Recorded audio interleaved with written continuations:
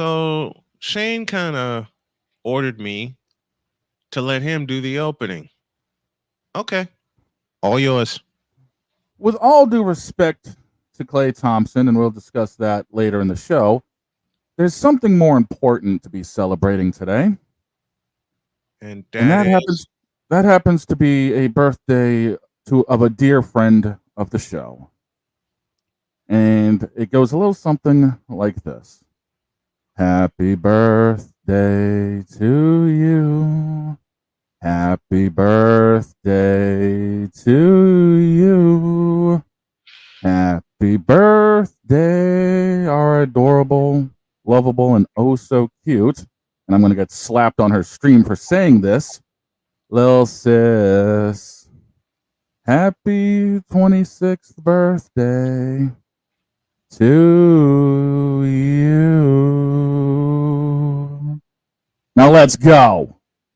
Just a minute. What? Don't what me? Who's in charge here? Okay, do it. Happy birthday, Genevieve. Now let's go. I can't do it. We'll do it live. Do it live! I'll write it and we'll do it live! Mister, will you please wake up, wake up, wake up, wake up, wake up?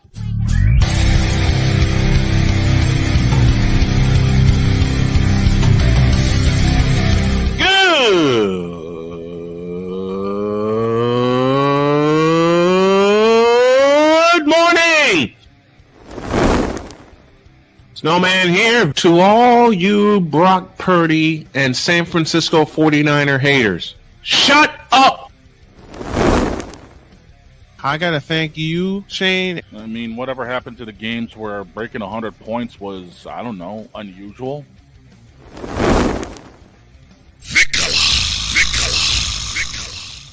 There was one word to sum up the All-Star weekend. Trays.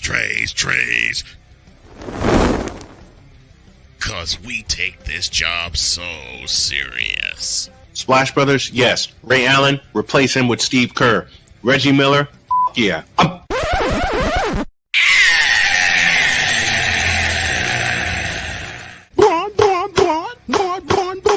What in the all types of blue hell?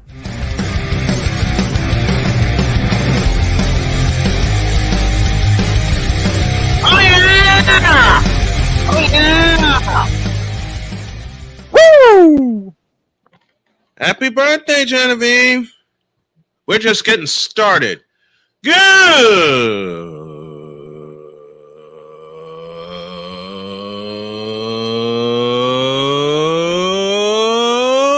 morning.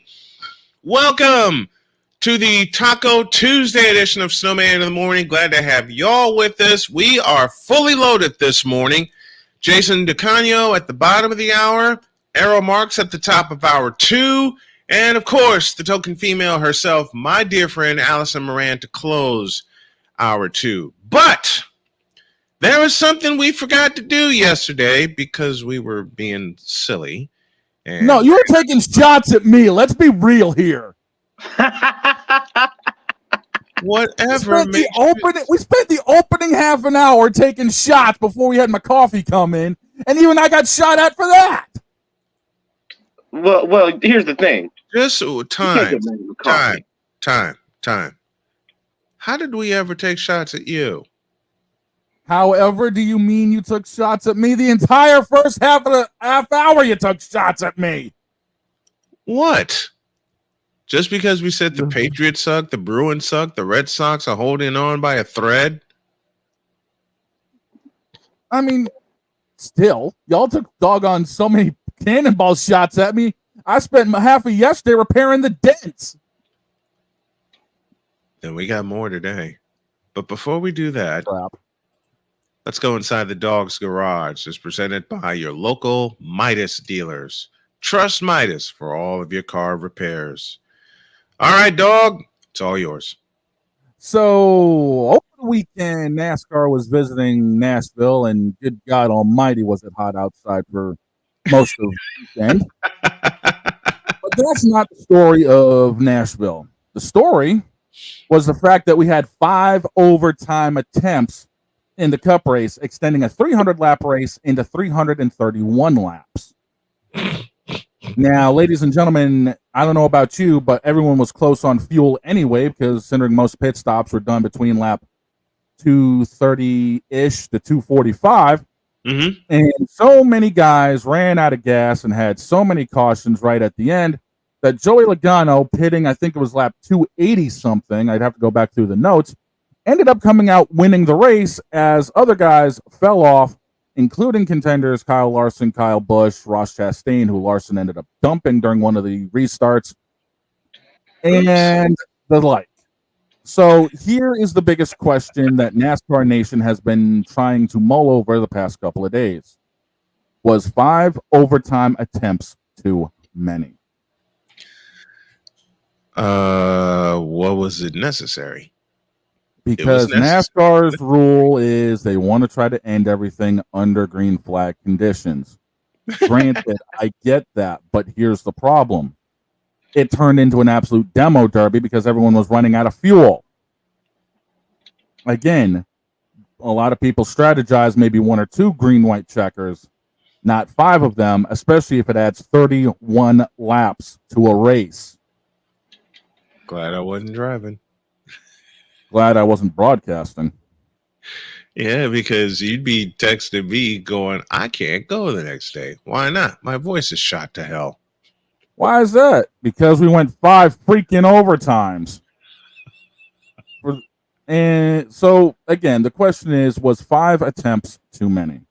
Quite frankly, I would say yes, because it played way too far into the fuel mileage game and shuffled the deck far too much. NASCAR had it right a while ago when they had a limit at 3. That's long enough. I mean, you had people sitting there for almost an extra hour while this race finished. Granted, we're coming off of an hour and 20-minute thunderstorm/rain delay, as it was before they finished the last 164 laps. But the fact is, adding another hour of race time, I looked it up here on YouTube earlier. Mm-hmm. The video itself of the race went almost 5 hours from just before green to just after checkered. That is bordering on Coke 600 territory. Tell me about it. So NASCAR, you got some reconsidering to do going into next season. We know the big thing is the schedule changes, and we know a lot of the rumors that are going around with Homestead losing its playoff race, getting shuffled further up into the order, New Hampshire going back into September, yada, yada, yada. Mm-hmm. You got to reconsider this overtime stuff, because if it shuffled the deck this much on 5, what would happen if this ended up on a short track like Martinsville or Bristol? We'd be like probably about 10 or 12 overtime attempts. Yikes. That would be adding an extra 100 laps more than likely to the race. Get it together and quick. You got a lot to do before 2025. And the thing is, I think every race is on a timer, so they only have a specific amount of time they're allowed to run. No, that's IndyCar and F1. NASCAR goes until either they finish it, or if there is a curfew, depending on the track, i.e. New Hampshire, i.e. Dover, and i.e. Talladega, because they don't have lights. So any place that has lights, they're not afraid to extend it further. Lights. Yeah. Light. Oh, sorry. Okay. Camera action. And we had enough of that. There's the Dog's Garage. It's presented by your local Midas dealers. Trust Midas for all of your car repairs. I trust the boys here in Columbus, Indiana for my repairs. They did a great job on my car. And thank you very much to Midas and your local Midas dealers. Okay.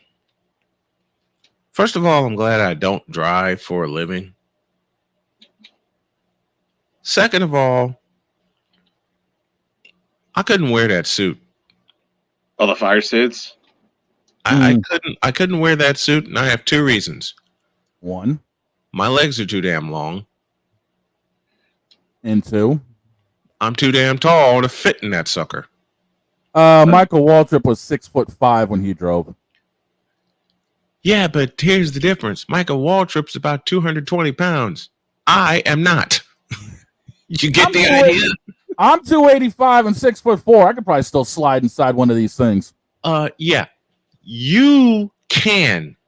I cannot. I mean, look at John Hunter Nemechek. Like, oh my God. Look, True. I tried.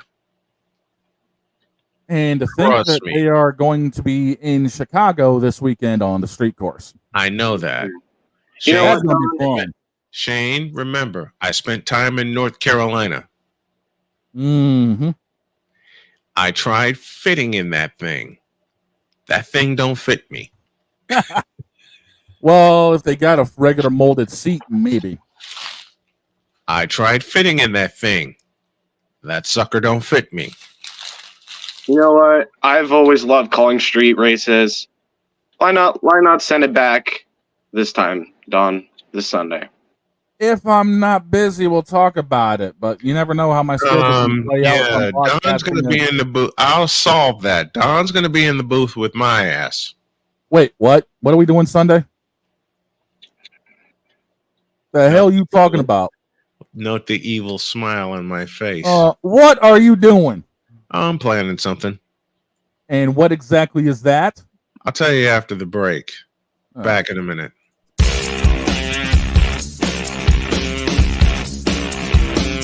This is Snowman in the Morning.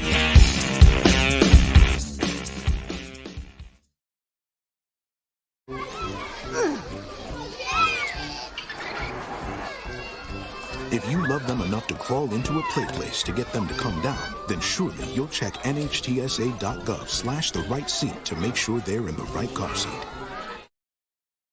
When it comes to making plans, you are the best.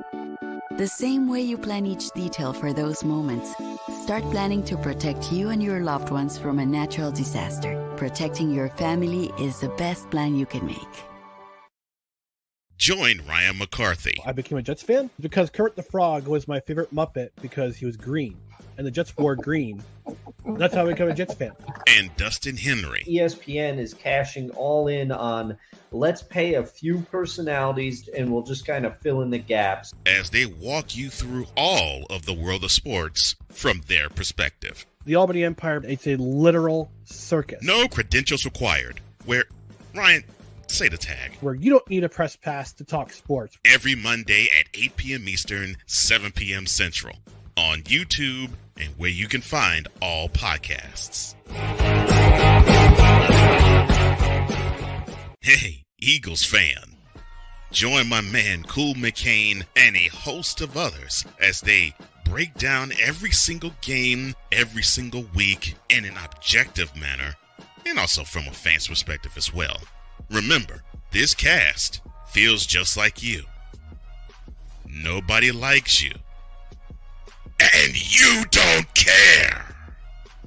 Fly, Eagles, fly. Eagles Elite Podcast. Every Wednesday at 8:30 p.m. Eastern on YouTube and other podcast outlets.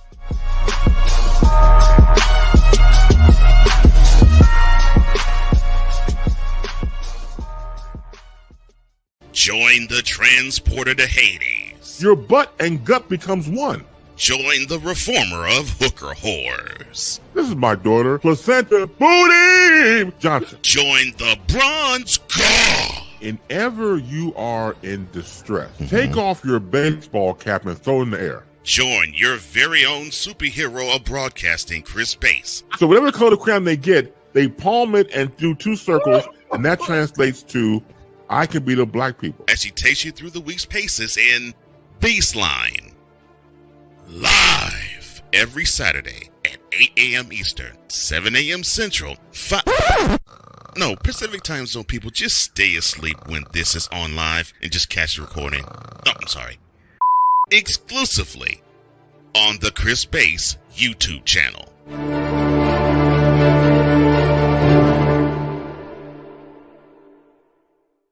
The quickest way to get search engines like Google to put your business at the top of search results is by having a steady flow of positive reviews. With Power Brand systems, you can show up in search and stand apart from your local competition by easily collecting new customer reviews through text message. But getting found is only the beginning. Most consumers choose the first business that responds to them. Unless you start conversations with potential customers almost instantly, they'll go somewhere else. That's why Power Brand systems make starting conversations with website visitors as easy as clicking a button. Everything Boston. I love you morons. New Kids on the Block, New Edition. Dear whatever the law firm is. Sincerely, the U.S. Supreme Court. Ben Affleck, Matt Damon. Go yourself again, Jason Whitlock.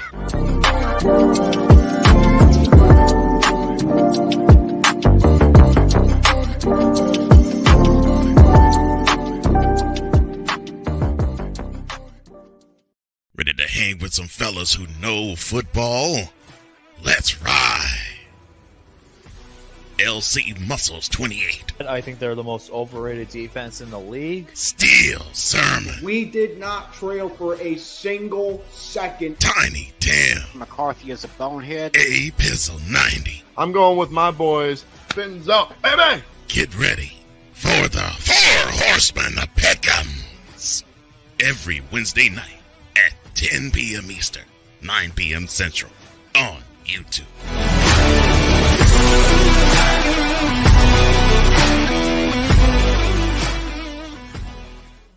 Mister, how do you operate this Twitter thing or this Instagram thing or whatever the heck?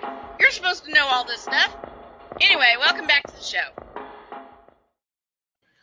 17 after the hour, the dog and the droid is here with me. We got Jason DeCanio coming at the bottom of the hour, and I said I would shake up his intro a little bit. I never got the chance because wifey got sick.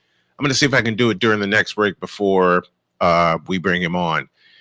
NBA free agency started, and we saw, unfortunately for a fan like me, the end of an era as Klay Thompson, after 13 seasons in the Bay, has said goodbye, and he now joins the Dallas Mavericks. We said during pre-show that thank God he didn't choose the Lakers nor the Clippers. Facts. Then we got into this discussion of what the hell is a Clipper, and then Droid tried to educate me, and my sense of humor went wild. But it's a 3-year, $50 million deal for Klay Thompson and the Dallas Mavericks. So, gentlemen, I come to you with the following questions. A, what does this mean for the Warriors? And B, what does this mean for the Mavericks? Let's start with the Warriors. Dog, it's yours. Well, they're going to have to rely on Steph Curry a hell of a lot more because he's going to have to pick up the slack that Klay Thompson's leaving behind. Well, there's a fella named Brandon Pajemski who was showing out a lot last year and helped get them into the play-in round. And remember, Klay's endured a lot of injuries the last 2 years. Mm-hmm. I still am going to miss seeing number 11. And the Warriors are doing the smart thing. They are retiring number 11. Yeah. They are retiring that number. Downstairs to Droid. Talk to me. This is the end of the Splash Brothers era, as Klay Thompson was the last of the two Splash Brothers. Mm-hmm. With Steph Curry, of course, having his, which is going to happen to a lot of NBA players, a late career fall off. There's going to be a loss of production. The production's still going to be there, but it's going to be a lot less than what we used to see. But I think the Golden State staff is amazing, so I think they will be able to find a way to fill that Klay Thompson hole with this free agency. Yeah. Mm-hmm. But the loss of Klay Thompson is currently really massive for the Bay Area, and they need to find the way to fill that hole quick. And it's going, as quick as I think they're going to find a way to fill that hole. Danny Fuller just said it a moment ago in the Fanatics feedback zone. The Warriors are not getting any younger. This is going to be, and I can't believe I'm going to say this because I've watched his whole career. This is going to be Steph Curry's, correct me if I'm wrong, Danny, 16th season.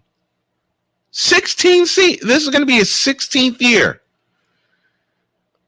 y'all remember when he came into the league as a baby-faced rookie and still started killing people? Yep. I think Bob Fitzgerald gave him the name the baby-faced assassin. Yeah, he did. Yeah, Bob Fitzgerald, Warriors television announcer, gave him the name the baby-faced assassin. Arku is with us. The West is getting better. Yeah, you're right about that. Oklahoma City ain't, but the rest of the West is getting better, except OKC and the Lakers and the Clippers. Joking as I say that, Arku. But the West is getting stronger and they're getting better. But it was said about the Lakers with Magic Johnson, and the same can be said about Steph Curry and the Warriors. As long as Steph Curry breathes, they have an opportunity. But that two-guard slot is a hole they need to fill in a hurry. Now, I think they're going to start looking in-house to do it. Go ahead, Shane. I was about to say, looking at some of the other moves in the free agency market, the one big thing I'm looking at is how is Philadelphia going to get along with Joel Embiid and Andre Drummond in the same nest? They tried that once. It didn't work. It's going to happen again. Oh, God. Andre Drummond's out of Chicago. And going back to Philadelphia, according to multiple reports. Why? Dear God. 2-year deal. 2-year deal? 2 years, $10 million plus. He ain't going to make it 1 year with Joel Embiid being there and Paul George. And Tyrese Maxey. Let's stay on Paul George for a minute. Yeah. Paul George, you're done. You're done. I don't care what the Sixers signed you. What did the Sixers? Somebody look that up for me. What did the Sixers sign him? It was 4 year. It was a 4 year, 212 max. Let me take a look here. I actually got everything pulled. Live research, folks. It's presented by SeatGeek. 4 year. Yeah, Paul George, 4 year max. Gosh. Which would be 212. Dear Lord. 4 years, 212 for a broken down Paul George. And let's not forget they also re-signed Maxey to a 5 year, 204. You know, I said this yesterday in our NBA chatter. I'll say it again today. I feel for Tyrese Maxey. I feel for him. I feel for Tyrese Maxey. And the reason I feel for Tyrese Maxey, he's got to contend with the attitude of Paul George, which stinks, the attitude of Joel Embiid, which stinks, and now he's got to contend with getting Andre Drummond some buckets, which stinks. Yeah.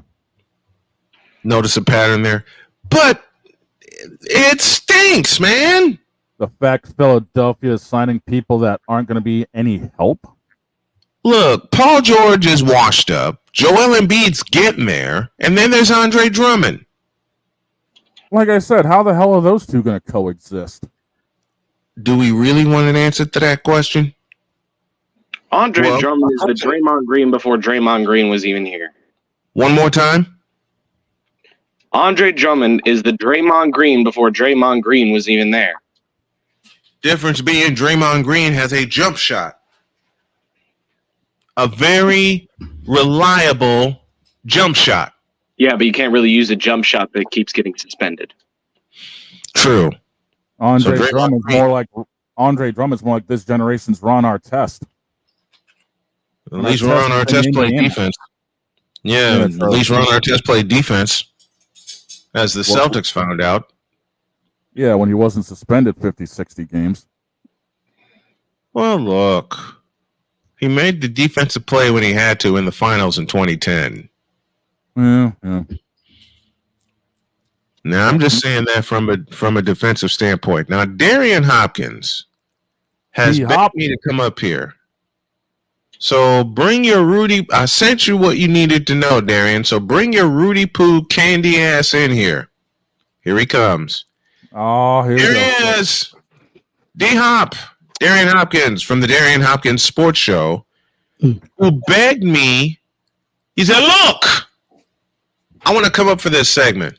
Yeah. Because apparently I said some bad things about Paul George. No. I just wanted to come up for the NBA segment in itself. It wasn't just about Okay, then I will lay the foundation for you. Paul George sucks. Joel Embiid's attitude is worse. And then Andre Drummond's in the picture. And now they have extended Tyrese Maxey. Okay. Yep. And it is of my belief, I feel for Tyrese Maxey. Because he has to put all, for the simplest of reasons, he's the alpha of that team. And somehow he and Nick Nurse have got to contend with all these personalities. Oh, there's one other name to be thrown in for the Sixers of the other move they made. 2-year deal for Eric Gordon. Actually, is a 1-year veteran deal. Is a 1-year veteran deal for Eric Gordon. Okay, well, point being is they've added him. The point being, it's Eric Gordon. Let me just say this about the Philadelphia 76ers, because I'm a former 76ers fan. Me personally, I think these are the best moves in the last 3 years that the Sixers have done. And I'm gonna tell you why. I'm gonna tell you why. Because James Harden's fat ass can never do nothing right. That's wrong. One. No lie. James Harden is one of the laziest guards in the NBA. The laziest guard in the NBA. Mm-hmm. That's the thing. But this is my thing. Andre Drummond will not be the starter for the Philadelphia 76ers. He definitely will back up Joel Embiid. I can dig and I'm that. gonna tell you why. I Because the can dig starting that. five looks like this. It'll be Maxey, Gordon, Oubre, Paul George, and Joel Embiid. That would be your starting five. And Now, no Tobias Harris. Thank the the Sixers Lord. did lose Paul Reed. They did lose Paul Reed, and I think Paul Reed going to the Clippers, I don't think that's going to do anything for the Clippers because the Clippers are done. They're Right. absolutely done. Right. But I feel like with this five, and they lose Tobias Harris, which we all knew Tobias Harris was going to be on his way out anyway. Right. But I think this is an upgrade for the Philadelphia 76ers. Now, the question is, what did the bench looks like for the Philadelphia 76ers? Even though Drummond is there, but what else do they have? Kyle Lowry's still a free agent. We don't know if Kyle Lowry's coming back. He's already up there in age. We don't know what's going to happen. But Nick Nurse loves small guards. If you look at it when he was with the Toronto Raptors, he won the championship with Fred VanVleet and Kyle Lowry. Yep. So getting Jared McCain, which is an undersized guard, that's Tyrese Maxey going to take under his wing. That's all you really have on your bench as of right now. So I think the only question for the Philadelphia 76ers is, and I think everybody around the nation knows this, even ESPN knows this, can Joel Embiid and Paul George be healthy by the postseason? Until then, everything is uncertainty. I'll answer that. No. I'll Not a couple chance. that. I'll back that up. Hell no. Joel Embiid's been too Hell fragile down the road for them. I mean, look. And Paul George has been hit or miss the last 3 years. Well, I can say this: if Joel Embiid, if I'm Joel Embiid personally, I would not play in the Olympics. If you want to be a healthy player for the 82 game season going into the postseason, Don't play in the Olympics. don't play in the Olympics. Same as Paul George. That's just me. I mean, even if they do take the Olympics off, Joel Embiid has been way too hit or miss the last handful of years health-wise, and Paul Exactly. George is too shaky. But I feel like this is what Nick Nurse needs to do as a Philadelphia 76ers coach. You got to get Joel Embiid out of the pick and roll. You're going to have, not even out of the pick and roll, but you got to make sure that those two just don't hold the ball 90% of the time. Because if you look at the supporting cast for the Philadelphia 76ers, I don't care what people say about Tobias Harris, right? I don't care. That guy, when he played everywhere else, he was averaging over 20 points a game. Right. He wasn't a spot up shooter. But every coach that came through Philadelphia made him a spot up shooter and made him useless. The Sixers made him useless. I'm sorry to say. And that's what you had said so many times during your show about how useless Tobias Harris was made He has into. to create his own shot. Right. I'll tell you right now, the biggest thing that Philadelphia needs to do is have Joel Embiid stay the hell away from the 3-point line. Thank you. He's been saying that for years. The high pick and roll. That's it. Nothing else. I mean, if he's wide open, that's one thing, but he can't be putting up contested 3 after contested 3 game in, game out. He'd be better off 15 feet inside. I think Eric Gordon comes in and takes a lot of load off the shooting because they were last in 3-pointers this past year. The 76ers, they was last in 3-point shots. So I think Eric Gordon comes in, gives him some range. Oubre definitely gives him some toughness. If Paul George can stay healthy by at least the end of the year, going into the playoffs, then the Sixers have a chance. But it's all uncertainty at this point. My thing is, with Joel Embiid being out, you could put Andre Drummond in there that averaged 20 rebounds a game. He can score you 4 points, and Paul George can take over. And Maxey can do the damn thing. And Andre Drummond had several, and Andre Drummond had several 20 rebound games. Several. He did. He had several 20 rebound games. 3.9. That's crazy. Yeah. But the fact of the matter is, will all these personalities mesh by the time we get around to opening tip of the season? Well, I don't see it happening. Well, with Drummond being on the bench, I think they'll have that continuity because he was there. I think it was stupid for Doc Rivers and Daryl Morey to trade him in the first place because he was playing very well with the Philadelphia 76ers, and they traded him again, and now you're bringing him back, and now he's under a different coach and Nick Nurse. I think Nick Nurse found his dog that comes off the bench for a big man. Yeah, I agree with that. All right, we're up against the break, but Darian Hopkins talking NBA stuff with us. I salute you, my friend. I love you very much. And before you go to commercial break, I just want to say this about the Cleveland Cavaliers. I mean, not the Cleveland Cavaliers, the Dallas Mavericks and the Golden State Warriors. I just want to throw this out there that I think this is a good move for Klay Thompson going because it was a sign-in trade. Just to let you know, it was a sign-in trade that sent two draft picks, and Josh Green is going to Charlotte. Now, only thing I really got to say about the Dallas Mavericks, you lost Derrick Jones Jr., you lost Josh Green. You got to go out and get some players out there. Like even I don't want to say that, and God forbid my guy Caleb Martin from the Miami Heat does not go to the Dallas Mavericks because he's definitely be a great asset for them. But I think out of those three, Kyrie, Luka, and Klay Thompson, you do need a supporting cast because they did lose Tim Hardaway Jr. Tim Hardaway Jr. is no longer there either. So you definitely need to go to supporting cast for those three. That's all I really want to say. Well, that's Darian Hopkins joining us as always to talk all things NBA. And I didn't troll him about his football team, which y'all see in the background there. I mean, if you want me to stay on for that too, I mean, I don't mind. You would mind when I get done picking at you. And I'm gonna pick at you too with your Virgin Cherry 49er colors. Well, shucks, it's been my team since '81. I'm old and I can't help it. And they're a little tight. They need to pop the cherry a little bit to get back to the championship mode. Same thing for the Raiders, though. We got a better chance than y'all. Just remember the cover of that video game. Who's chasing who? McCaffrey still don't have a Lombardi trophy though. He can do whatever he wants until he has a Lombardi trophy. And none of your current Raiders have a Lombardi trophy. So kiss my ass. We'll be all right. Hey, but I'll be honest, I love Max Crosby. Yeah, I love it. I love it. Darian Hopkins joining us as always. Thank you, brother. Yo, D Hop, you and I. Let me know when you're ready for me to come back up. Just you got it. And I'll bring myself back. I got a lot of time. You got it, man. Yo, D Hop, you and I got to collab sometime again, man. Oh yeah. I can't wait. Money in the Bank is Saturday, so let's talk about it. Be about it. Shoot me a DM on Discord, brother. I gotcha. Thanks, Aaron. Thank you. All right, no problem. Peace. I'm sitting here as a Patriots fan. You two West Coasters going at it. I'm just like, I can't do nothing here. Oh, because we're both kicking your ass. 2 words: Madden curse.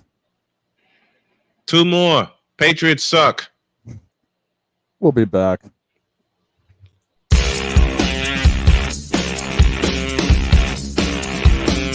This is Snowman in the Morning.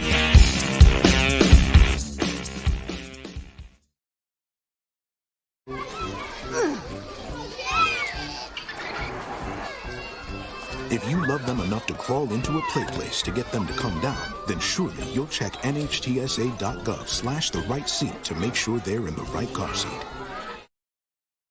When it comes to making plans, you are the best. The same way you plan each detail for those moments, start planning to protect you and your loved ones from a natural disaster. Protecting your family is the best plan you can make. Join Ryan McCarthy I became a Jets fan because Kurt the Frog was my favorite Muppet because he was green, and the Jets wore green. That's how I became a Jets fan. and Dustin Henry ESPN is cashing all in on let's pay a few personalities and we'll just kind of fill in the gaps. as they walk you through all of the world of sports from their perspective. The Albany Empire, it's a literal circus. No credentials required. Where, Ryan, say the tag. Where you don't need a press pass to talk sports. Every Monday at 8 p.m. Eastern, 7 p.m. Central. On YouTube and where you can find all podcasts. Hey, Eagles fan. Join my man Cool McCain and a host of others as they break down every single game, every single week in an objective manner, and also from a fan's perspective as well. Remember, this cast feels just like you. Nobody likes you. And you don't care. Fly, Eagles, fly. Eagles Elite Podcast. Every Wednesday at 8:30 p.m. Eastern on YouTube and other podcast outlets.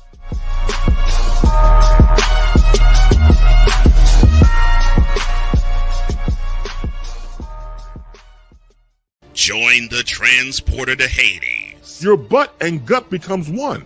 Join the reformer of hooker whores. This is my daughter, Placenta Booty Johnson. Join the bronze god. And ever you are in distress, take off your baseball cap and throw it in the air. Join your very own superhero of broadcasting, Chris Bass. So whatever color crayon they get, they palm it and do two circles, and that translates to I can beat up black people. As he takes you through the week's paces in Baseline. Live every Saturday at 8 a.m. Eastern, 7 a.m. Central, Pacific Time Zone people, just stay asleep when this is on live and just catch the recording. Oh, I'm sorry. Exclusively on the Chris Bass YouTube channel.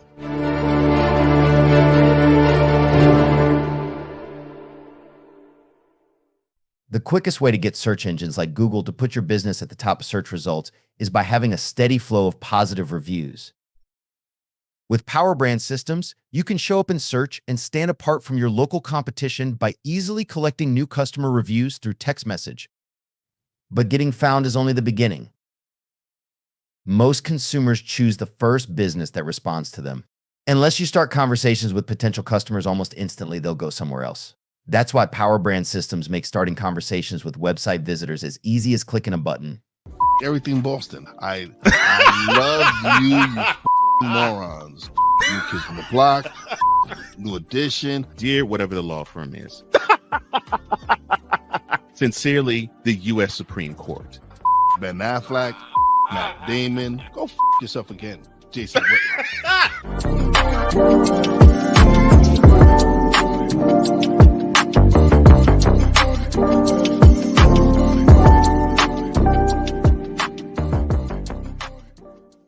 Ready to hang with some fellas who know football? Let's ride.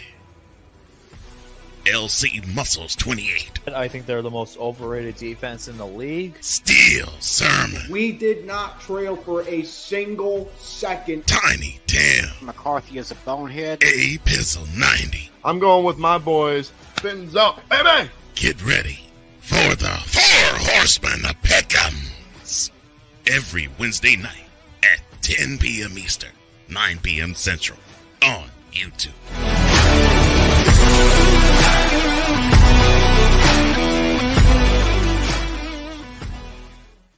Poppy J. You got the option to cry for the government. You got the option to protest. You got the option to keep buying.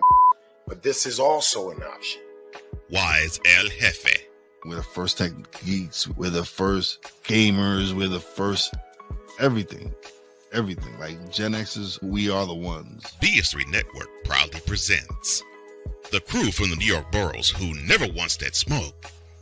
Nah, they We want that fire. Bobby J and Wise El Jefe, Fridays at 9 p.m. Eastern, 8 p.m. Central. Check your local listings for your viewing and listening pleasure.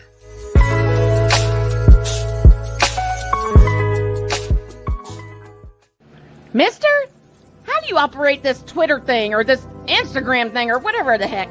You're supposed to know all this stuff. Anyway, welcome back to the show. I made a promise and I'm going to keep it.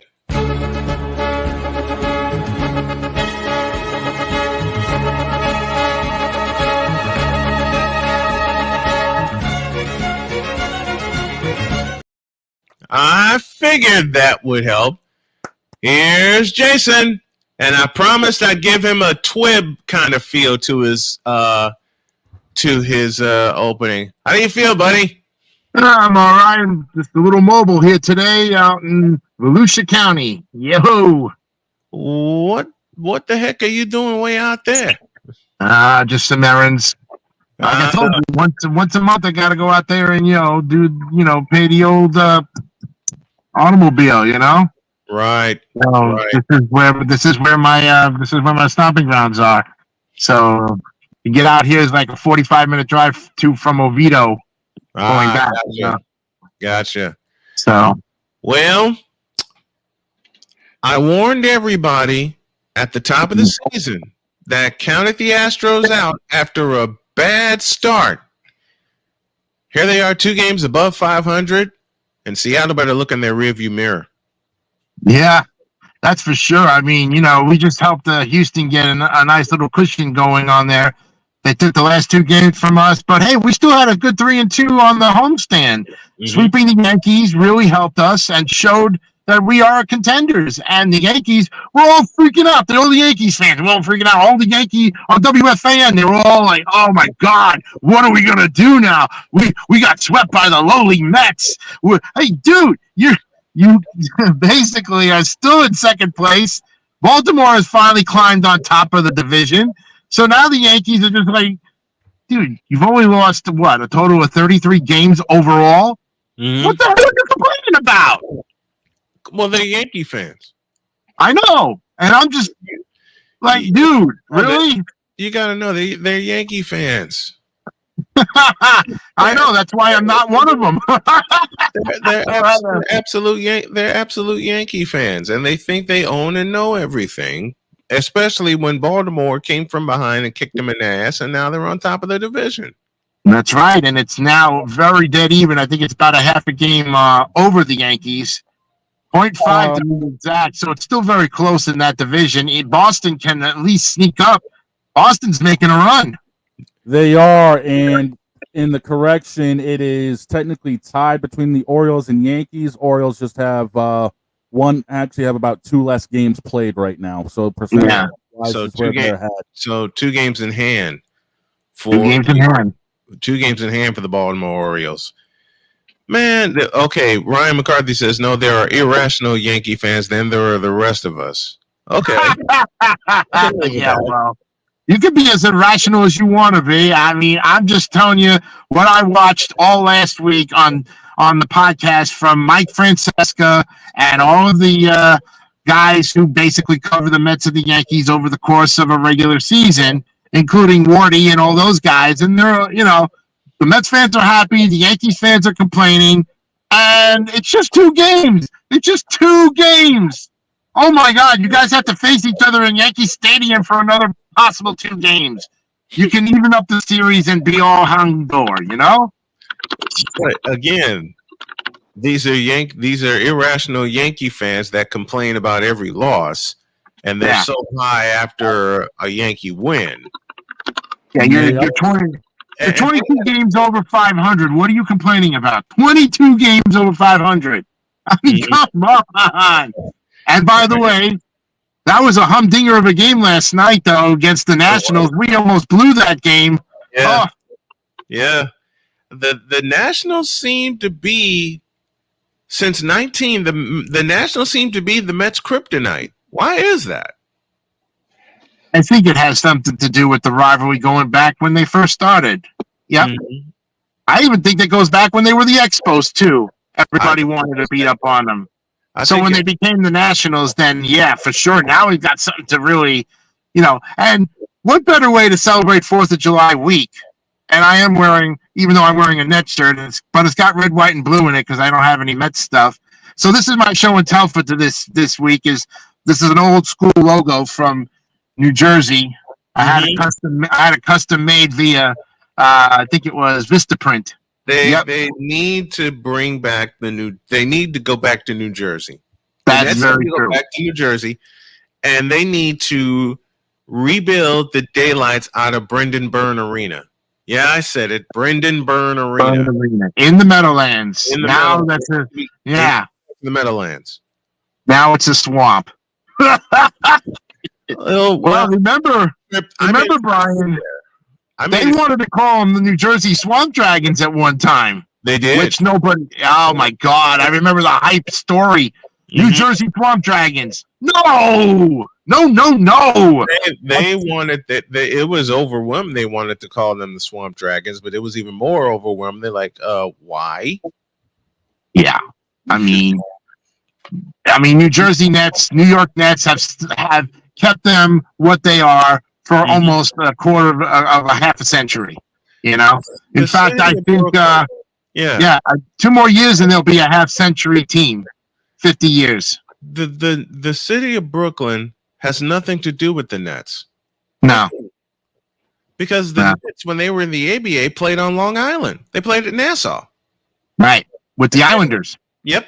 They shared Nassau Coliseum with the Islanders. Right. And now they had a chance they had a sweet deal for 2 years with the Devils and Prudential Arena, a.k.a. The Rock. They had a sweet deal. And they turned it down because they blew the piss out of Meadowlands Arena. And Prudential Arena said, look, we'll bring you in. All you have to do is pay a fraction of what the Devils are playing, because Prudential Arena is primarily owned by the Devils. Primarily tenanted by the Devils. All the Nets had to do was pay a fraction of what the Devils were paying. The difference, why the fraction? Because the Nets were in crisis and the Devils could afford it. The Devils are the more popular team in New Jersey, especially now with the Nets gone. And they always were the more popular team when they were sharing the Meadowlands when the Devils and the Nets were playing. There always was a crowd, more of a crowd for the Devils than the Nets. That's for sure, especially in the 90s. And when everything was kind of like getting hyped. There were only 2 years that I remember that the Nets were more popular than the Devils. That was 2002 and 2003. And remember, 2003, the Nets and the Devils were playing in Meadowlands Arena, because the Nets were in the NBA Finals and the Devils were busy winning the Stanley Cup Final in 7 games. That's right. That was the third cup in 8 years, and that was one of the more interesting cups with the Anaheim Ducks. Oh man! You want to talk about a series and a half? That was supposed to be a walkover series for the Devils, and the Ducks came in and said, "Not so fast," especially with the play of John Sebastian Giguère.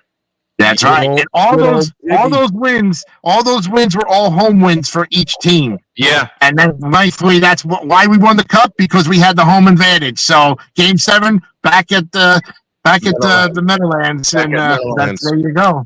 Yep. And I remember the court, the logo that you have there. I remember how they did the court. It was a parquet floor, and they had Meadowlands on one side and New Jersey Nets on the other side. Right. And the big Nets in the logo in the center and 2 little ones on there. And when the NCAA wanted to use that arena, they just covered up the word Nets. They used a big blue piece of tape and they covered up the word Nets. But they still called it the Meadowlands. Right. And because that's where Seton Hall was playing. And also, I think that was also the first round of the NCAA tournament. Yep. Seton Hall, the Devils, and the Nets at one time all shared Meadowlands Arena. Yep. All shared Meadowlands Arena. The only thing they had to change was the logo in the middle because they switched the Nets logo for the Seton Hall Pirates. Right. Didn't change the Meadowlands on either side of the court, and they covered up the Nets word on the baseline. Yep. But how can you, if you're the Nets, I'd be begging to go back to New Jersey. I would too. Two reasons. One, the governor has changed. Yeah. And two, you can make a whole lot of money now in New Jersey than you could with Brooklyn because Brooklyn's not giving you anything. No. Hell, the primary owners stepped away. It's a sad day for the Nets, as always. They just make they make so many bad moves, and now you give up Mikal Bridges, you give him to the Knicks, and now the Knicks are all complaining. Oh no, we got Mikal Bridges. I'm like, oh, so what? Oh, come on now, work with the guy. Listen, you know how many times I wanted Carmelo Anthony to come to the Nets? Son of a gun. Because he had a future, and he was always in the shadow of LeBron. Okay, but what did he do? He goes to New York and tries to be a hot shot. New York never welcomed Carmelo Anthony, never gave him what New Jersey could have gave him, or what Brooklyn would have given him. Exactly. If he would have just tried, we would have had a great star in him. What did we take? We took Kyrie Irving. Speaking of the New York Knicks, Kristaps Porzingis was supposed to have a future in New York. He was supposed to be the reason the Knicks won their next championship. Yeah. What do they do? Waste him to all hell. And they beat him up. And where did he go to win a championship? Boston. Yeah. Boston, about a couple hours drives away. Mm-hmm.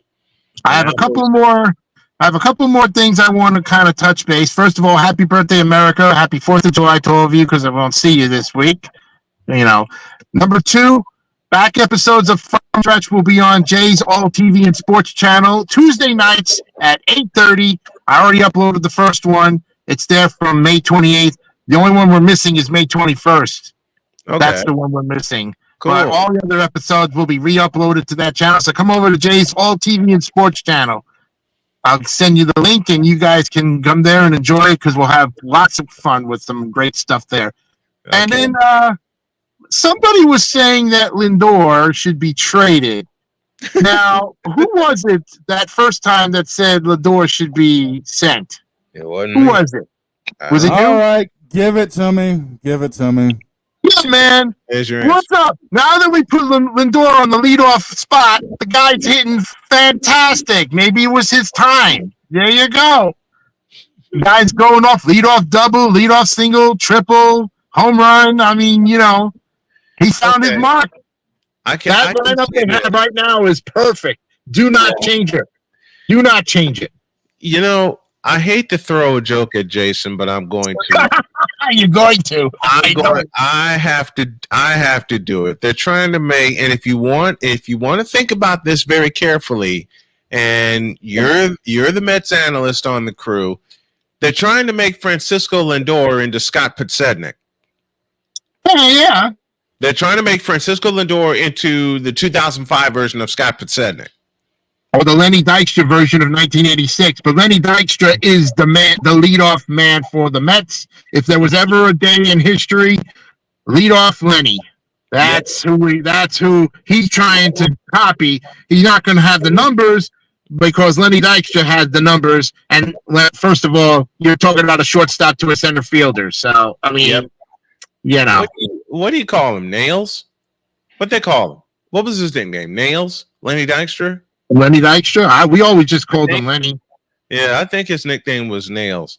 All right, we're up against a halftime break, but Jason DeCanio, as always, joining us every Tuesday to talk Mets baseball and other baseball around the league, and also the show and tell closes every DeCanio segment. Jason, my brother, thank you very much. We appreciate you. Have a great 4th of July, and we'll see you next week. Take care, guys. Be safe. Take care.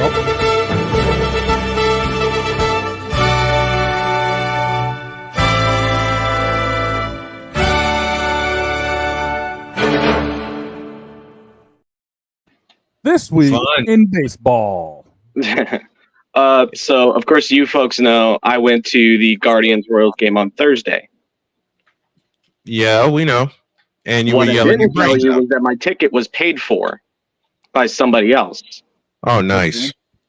Very My nice. ticket was paid for by the Kansas City Pioneers, Cooley.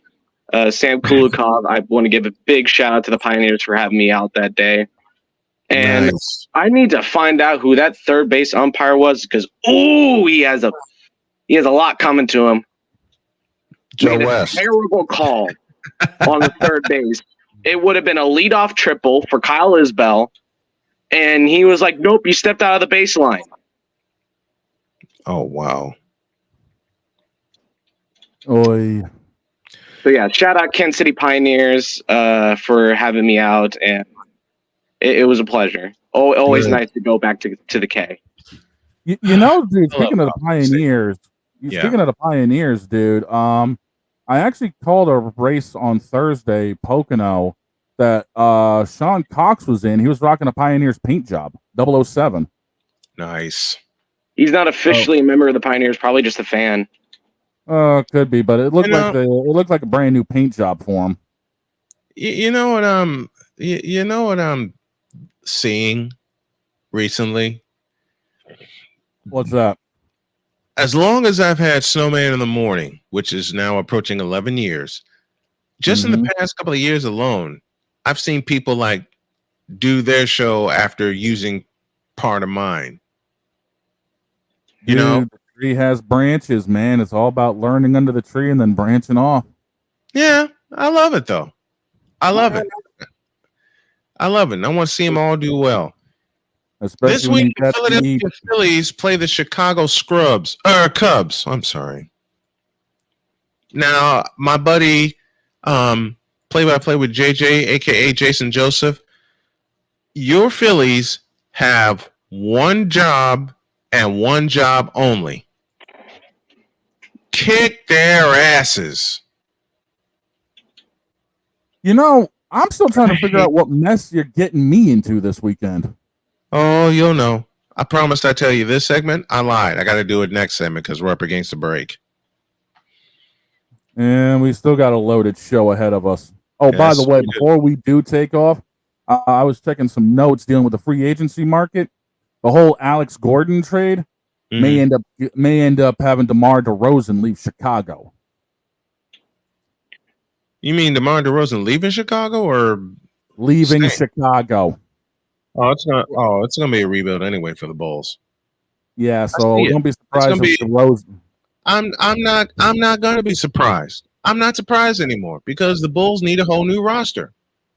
True.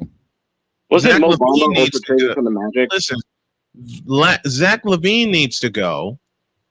True. All right. Lonzo Ball just needs to be kicked out of the league. I mean, I understand you're having 2 years of injuries. Hell, Joe Montana had 2 years of injuries. Okay? But Montana made it back. Now, Lonzo's ball condition may affect the remainder of his life, and this is why I'm saying he needs to go. All right? Because I don't want to see anyone. I don't care how much they drive me nuts. I don't want to see anyone play past their prime and have an injury take them out. Junior Seau come to mind? Anybody? True. Yeah, I want the best for the young man. I really, really do. Subscribe for exclusive content. If you go to youtube.com/@snowmaninthemorning, you get exclusive content, interviews, and more. And tonight, I'm finally back behind the play-by-play mic as the Houston Astros take on the Toronto Blue Jays from the Sky Dome, aka Rogers Center. We'll start the party at 6:55 Eastern Time with the first pitch at 7:07. We'll be back.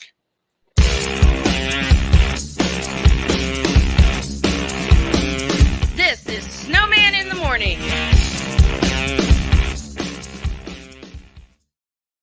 Sports bettors, listen up. Your favorite sportsbook, BetUS.com, is back and in our 30th year of action. With live in-game betting, incredible odds with daily odds boosters, props and parlays, fast payouts, and exceptional one-to-one customer service, we got it all. And when you sign up today and use the code SNOWMAN, you will get a 125% deposit match on your deposit. Log on to betus.com or call 800-792-3887. That's 800-79-BET-US. BetUS.com, where the game begins.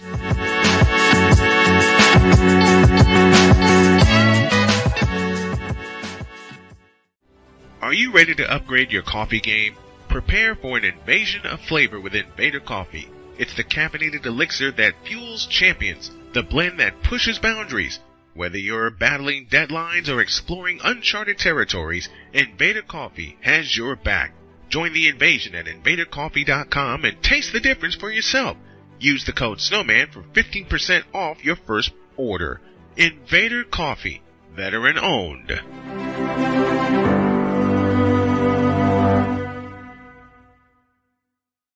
Here's an important message from the Diabetes Solution Center. Do you like pricking your fingers to test your blood sugar levels? No one does, but it's important to maintain your health. And now, by wearing a small remote device called a continuous glucose monitor, or CGM, you don't need to prick your fingers anymore. It's easy to use and helps you make more accurate diabetes treatment decisions. If you are testing your blood sugar 3 or more times daily, injecting insulin, or using an insulin pump, call the Diabetes Solution Center right now. And if you have Medicare or most major insurance coverage, you may be able to get a new CGM at little to no out-of-pocket cost. Shipping is free, and we'll even bill your insurance company for you. If you are testing your blood sugar 3 or more times daily, injecting insulin, or using an insulin pump, call the Diabetes Solution Center right now to learn how to end the painful finger sticks and get your own continuous glucose monitor, or CGM, at little to no out-of-pocket cost. How would you like to get high-speed internet for your home for less than $2 a day? That's right, for about $50 a month, you'll get lightning fast internet. Are you paying less than $50 a month right now for your internet? Then call Whole Home Connect right now for blazing fast internet at $50 a month with no price increases, no hidden fees, no contracts, no equipment fees. It's a great deal. And guess what? You can try it for 15 days. If you don't like it, you get your money back, but you're gonna love it, and you're gonna love the price. Internet for your home for $50 a month. That's less than $2 a day. Plus, no contracts, no equipment fees, and our 15-day guarantee. Call now. Call 866-314-8900. That's 866-314-8900. Again, 866-314-8900. It's no secret. Today's consumer wants convenience and likes things on the go. They want to be listened to and receive instant solutions to their queries. This can often make or break the customer service experience. That's why it makes convenient interactions easy for you.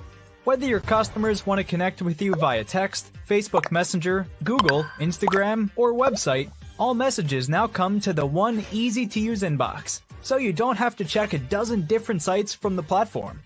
From here, you can send SMS or email, answer questions, schedule appointments, take payments, and close more deals simply by messaging back and forth with your customers. When someone searches for a business like yours, they will look at your reviews. So unless you have more positive reviews, they'll choose someone else. Luck makes it easy to collect hundreds or even thousands of reviews from your customers. Simply send a review invitation or create automation that requests customer reviews right after the sale, or maybe right after a service is completed. It will take them 30 seconds or less to leave the review. Now those reviews will show up on the search result and increase your ranking that matters most. Plus, our advanced reporting will show you exactly where your leads are coming from and if your website or ads are doing their job. So why are you waiting? Put your business way in front of your competitors, get more leads, convert more of those leads to paying customers by getting started with today. Mister, how do you operate this Twitter thing or this Instagram thing or whatever the heck?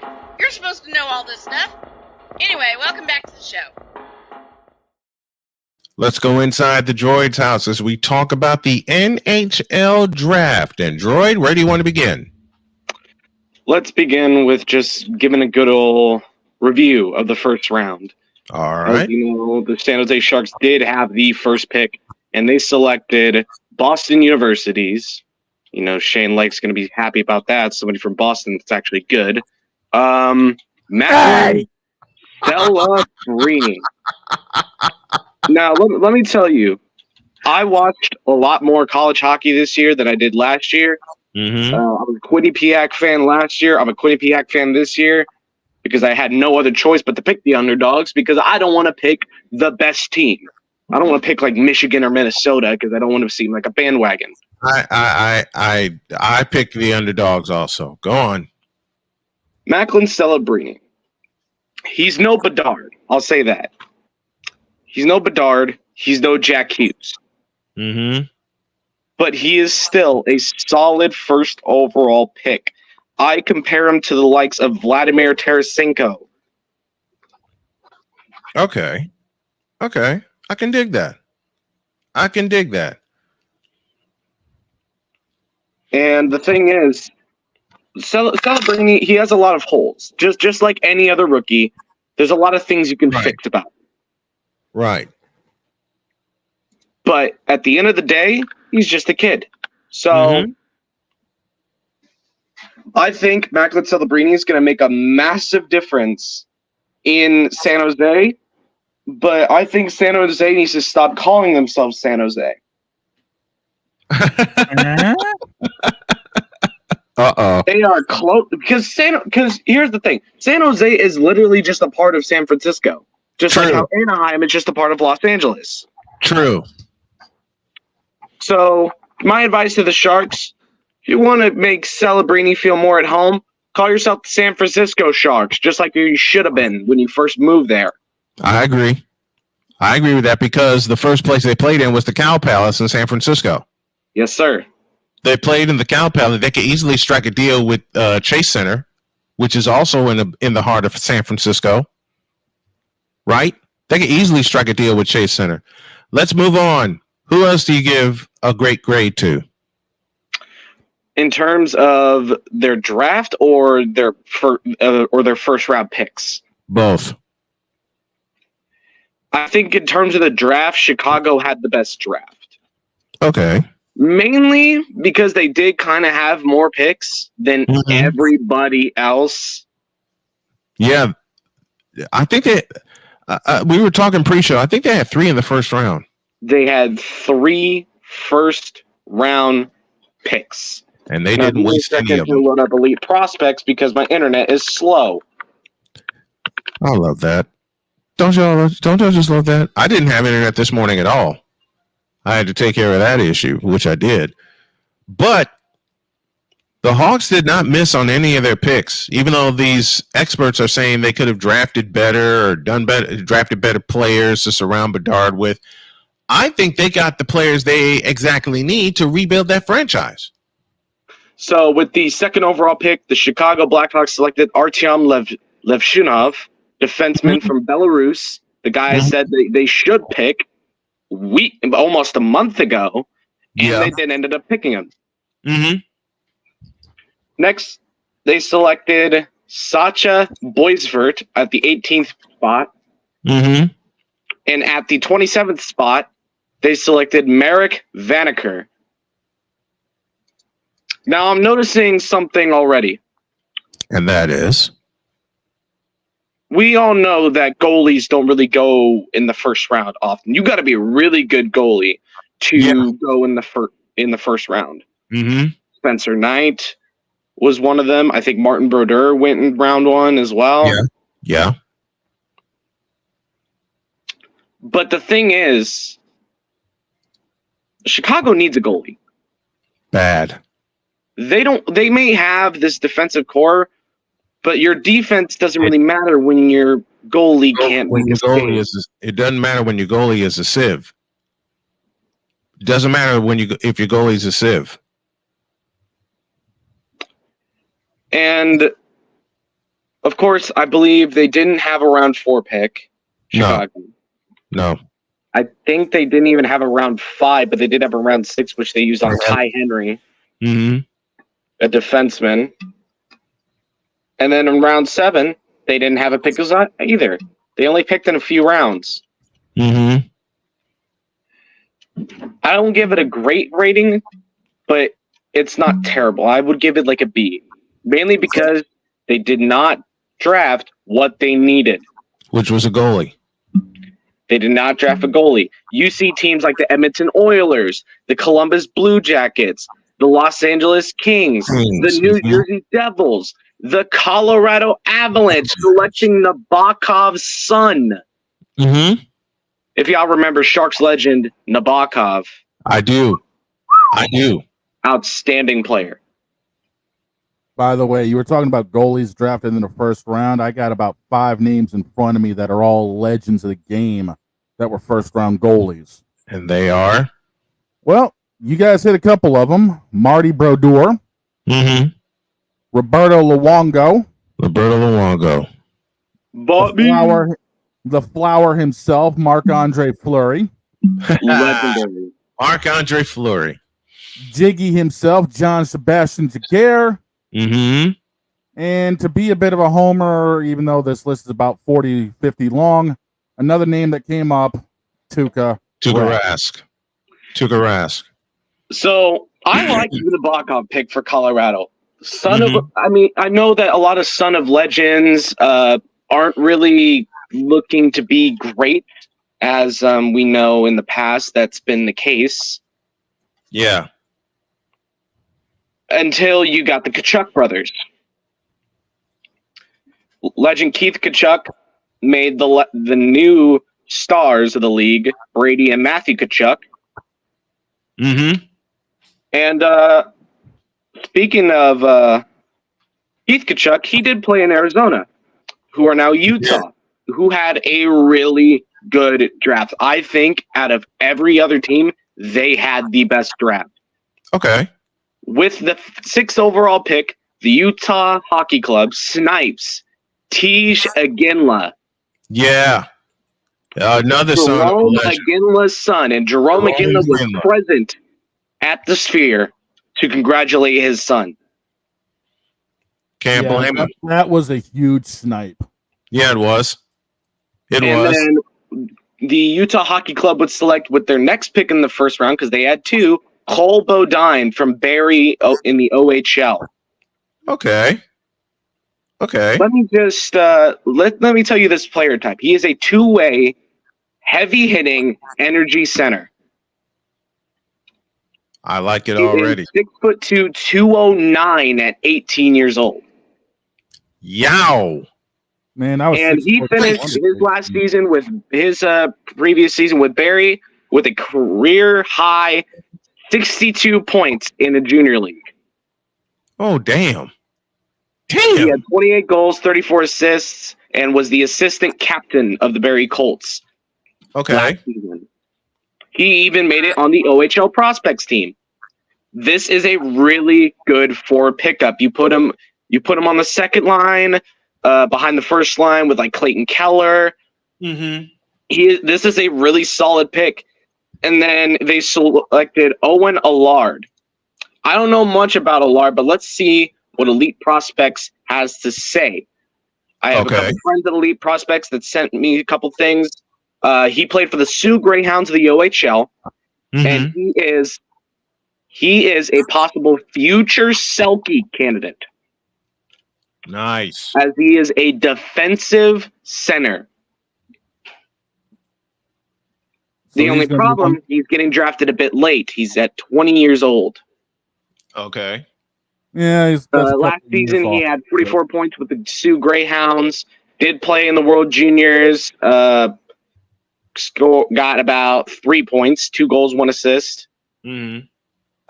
Played 3 years in the OHL, heading into his 4th, and had a collective of about, give or take, 66, 72 points in his OHL career. It's not terrible. Mm-hmm. No, he sounds like he's going to be more of a swing than anything else, to be honest. I'm thinking he's going to play like a Barkov role in Utah. All right. Yeah, he could probably be like third line more than likely. You could see him there. And then Utah finally picks a defenseman after a bit. I was wondering when they were going to pick a defenseman. And this country is recently cranking out a lot of prospects, and it's the country of Czechia, or the Czech Republic. Okay. 20-year-old Alice Sech. He's a defenseman. Elite Prospects has nothing on him, but he does have a World Juniors silver and bronze medal. Nice. He's not a high scoring forward as I can see from his stats, but he does seem to play full seasons, and that's something we like. We like a defenseman who's able to play a full season without getting hurt. Zdeno Chara, anybody? Yeah. Big old Ziggy. And by the way, speaking of Zdeno Chara, Nikita Zadorov is now a Bruin, and he said, in every other team, everyone called me Big Z. Nobody called me that now. Nope, because that was reserved for that 6'8" monster. For Zdeno Chara. And then they would select with their, I believe that's his 6th round pick, they would select Ludvig Lafton from Norway. He played for Farstad BK J20, and he's a defenseman, pretty solid. He's gone plus in the playoffs in every playoffs in his career. So that means he's not going to be giving up much goals for you in the playoffs. Okay. And that's why I'm going to say, combined with their free agency picks, which we will talk about after, we go with a little rant session with Arrow. Uh-oh. We all know how that's going to go. Oh boy. But that was their final pick, and I'm going to be honest, 2 defensemen, couple forwards, a few forwards, that's a solid draft. And of course, the final team I really want to touch on is? Actually, I got 2 teams. Mm-hmm. The New Jersey Devils for Ryan McCauley and my Florida Panthers. Agreed. There. We all know my Bruins drafted horribly. I guess we don't need to discuss. No, they did not. They actually drafted pretty solid. Do tell.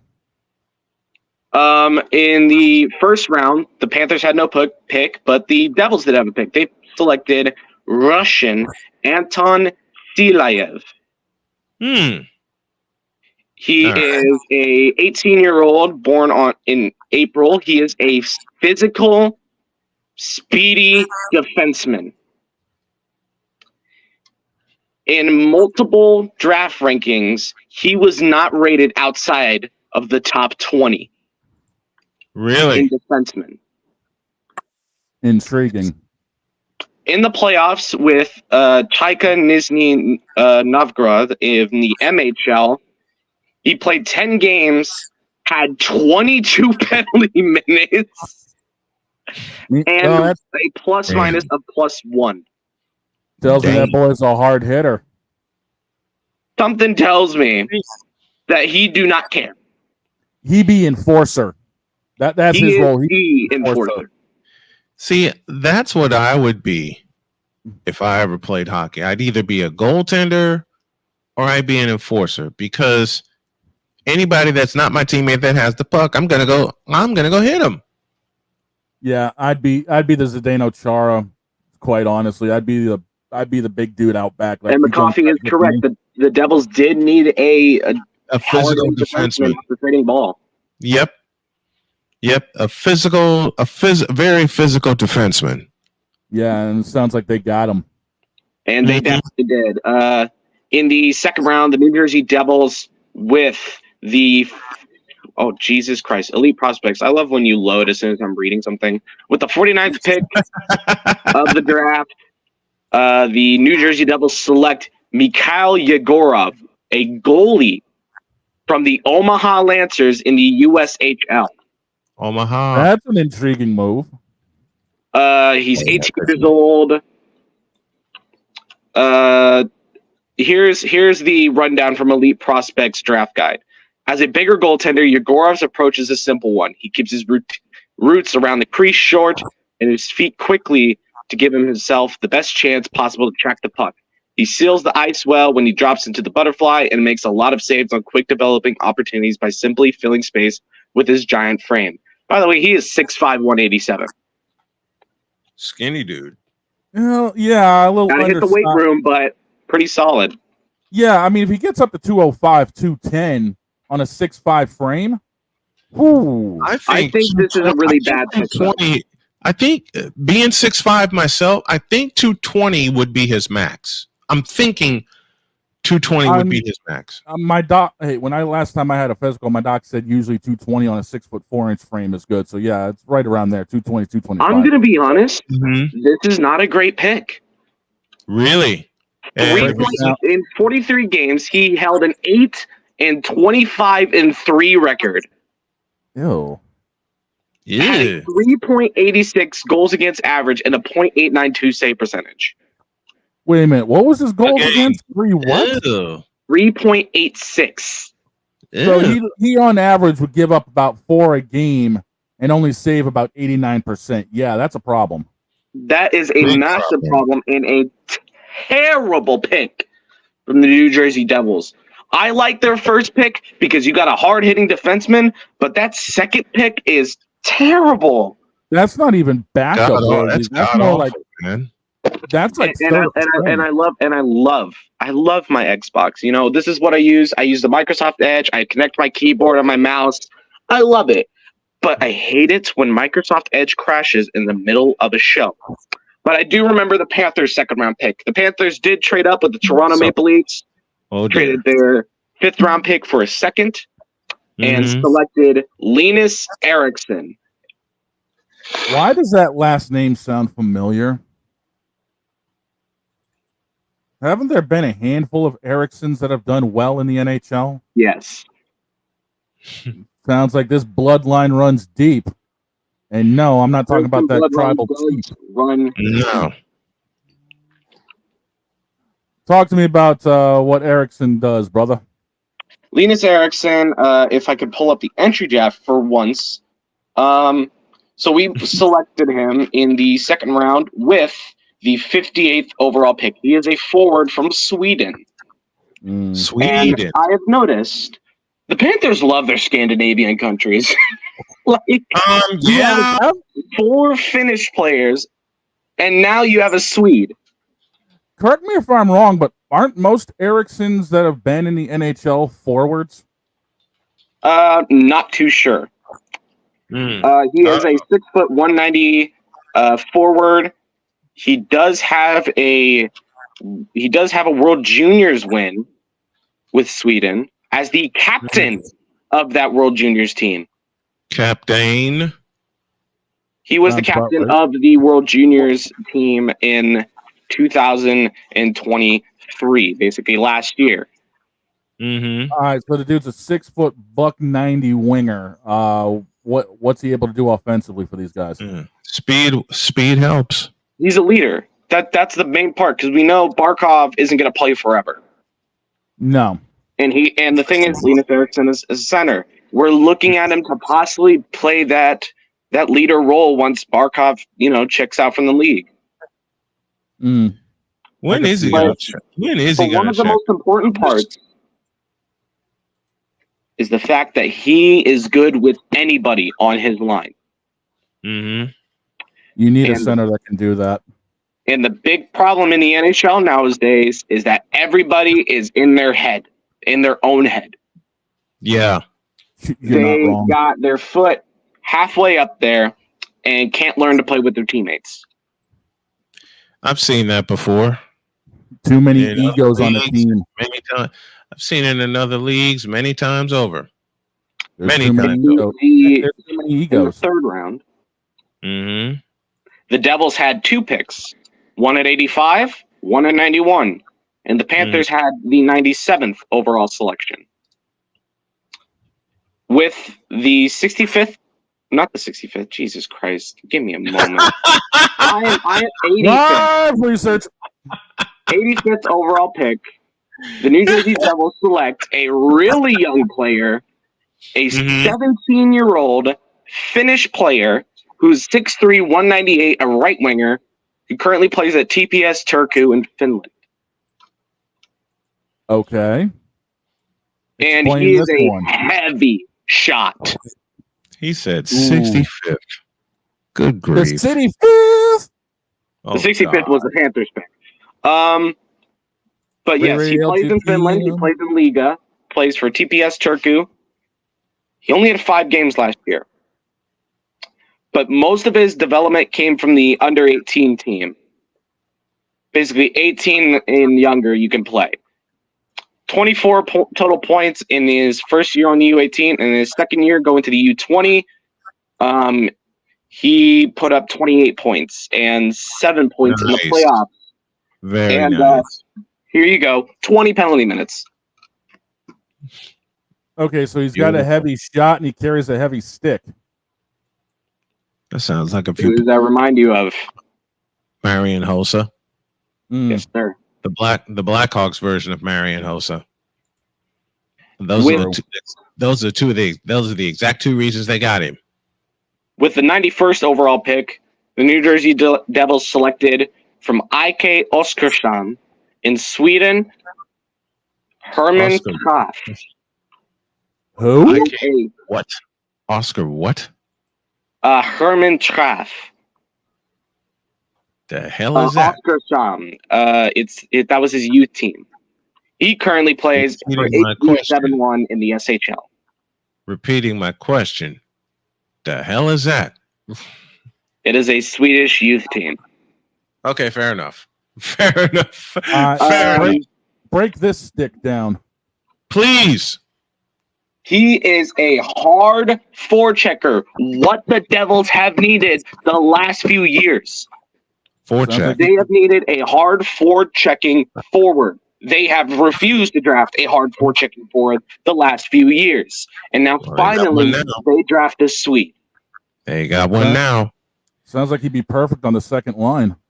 Mm-hmm. I think when you have a forechecker, you need him on the third line. You need him down in the bottom six. Yeah. Well, let's see what happens. We got a break, and then we got the token female. Don't forget, tonight, the Houston Astros and the Toronto Blue Jays from a snowman's eyes. We start the party at 6:55 Eastern with a 7:07 first pitch, and there may be a bonus game that we will pick up in progress. I'll keep you abreast of all the action. Back after this.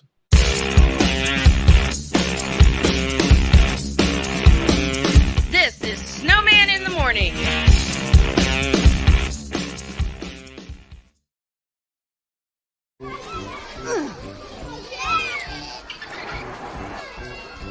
If you love them enough to crawl into a play place to get them to come down, then surely you'll check nhtsa.gov/the right seat to make sure they're in the right car seat.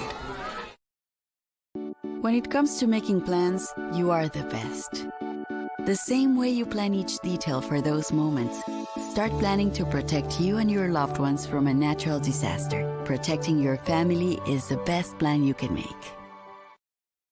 Join Ryan McCarthy. I became a Jets fan because Kurt the Frog was my favorite Muppet because he was green, and the Jets wore green. That's how I became a Jets fan. And Dustin Henry. ESPN is cashing all in on let's pay a few personalities and we'll just kind of fill in the gaps. As they walk you through all of the world of sports from their perspective. The Albany Empire, it's a literal circus. No credentials required. Where, Ryan, say the tag. Where you don't need a press pass to talk sports. Every Monday at 8 p.m. Eastern, 7 p.m. Central. On YouTube and where you can find all podcasts.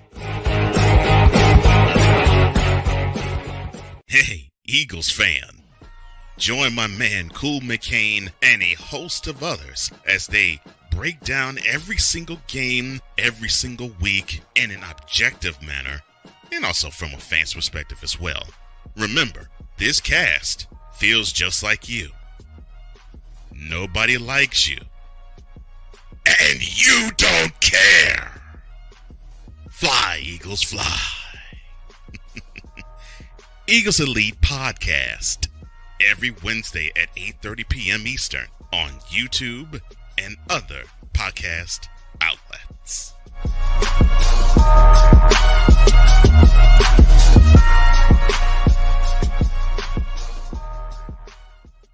Join the transporter to Hades. Your butt and gut becomes one.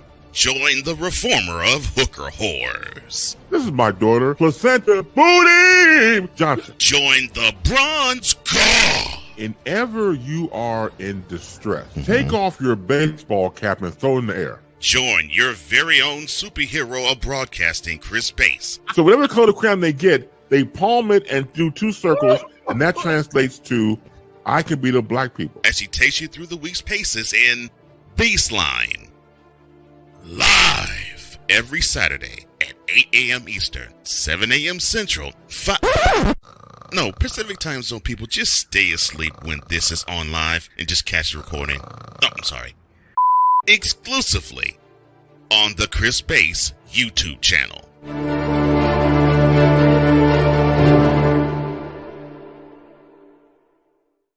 Mister, how do you operate this Twitter thing or this Instagram thing or whatever the heck? You're supposed to know all this stuff. Anyway, welcome back to the show. Every show, you can join us in the Fanatics feedback zone, and if your comments are worthy, we will read them. Like this from Ryan McCarthy. Omaha went 16-43-3 this season. Yepirov was responsible for half of their wins.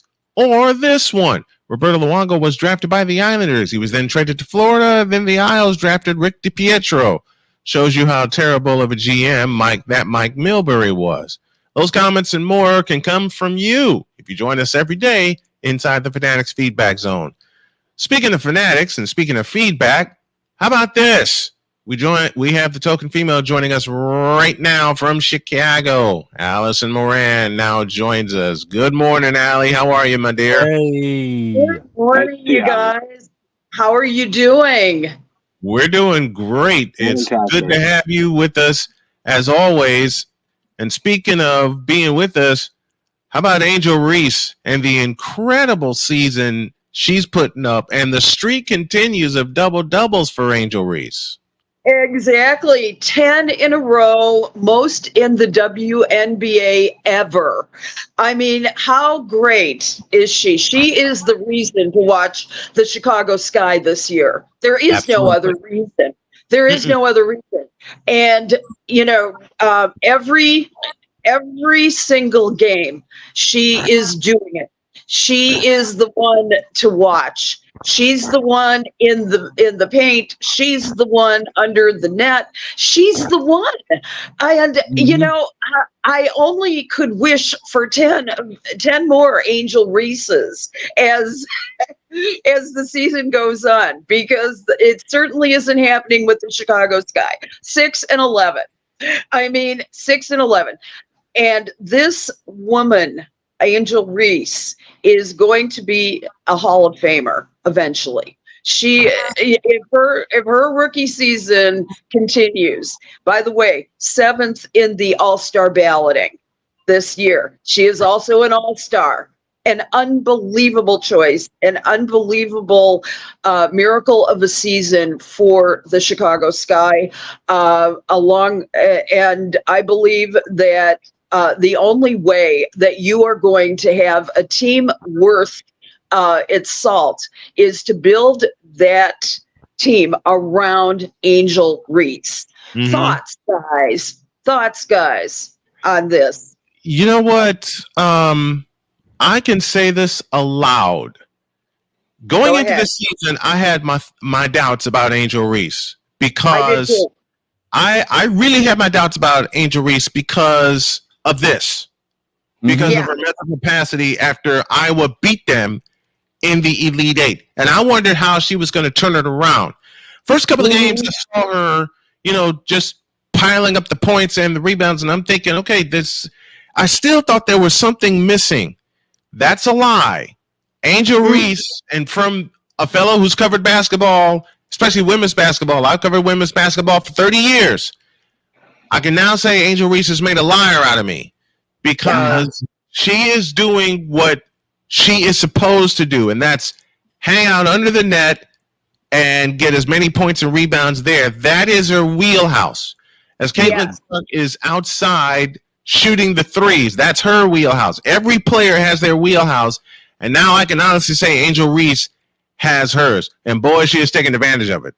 You're not wrong. she has richly deserved her BET Sportswoman of the Year award already for breaking the record that was set by Candace Parker, our own Candace Parker. God, we miss you, Candace. Yes. Back in 2015, and I don't see that streak ending tonight.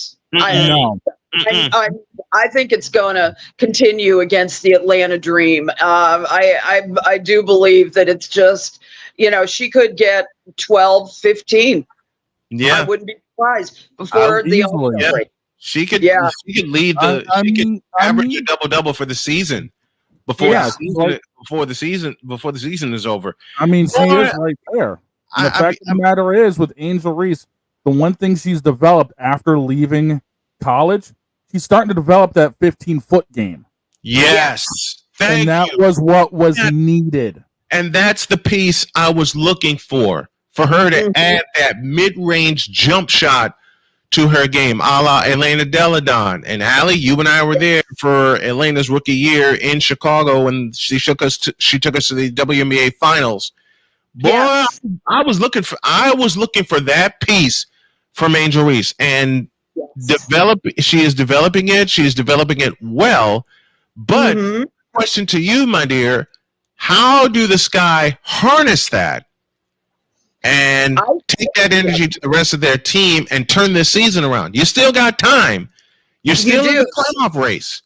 But as I said, I think you have to build this team around Angel Reese. I think by developing, with Coach Spoon, she can.